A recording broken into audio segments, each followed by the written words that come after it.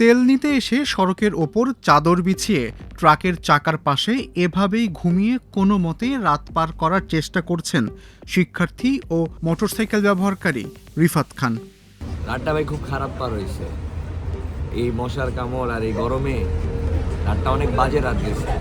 আমার জীবনের সব থেকে খারাপ যদি কোনো রাত যায় থাকে এটা আজকে ছিল। সারা রাত ভাই এই মশা মারা ছাড়া ভাই আর কিছুই করিনি, শুধু মশাই মারছি আর এই যে শুয়ে আছি, ঘুম আসলে আসতেছে না, আসলে নাই।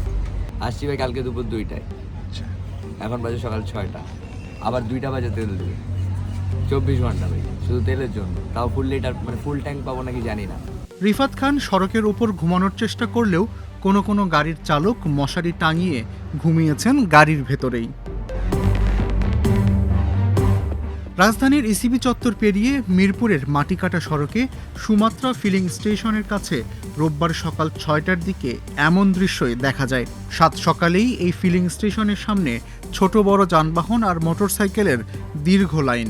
তেল নিতে আসাদের কারো কারো রাত কাটছে সড়ক বিভাজকের উপর বসে, আবার কারো রাত কাটছে আড্ডা দিয়ে, আবার কেউ কেউ ক্লান্ত হয়ে ঘুমিয়ে পড়েছেন যে যার মতো করে।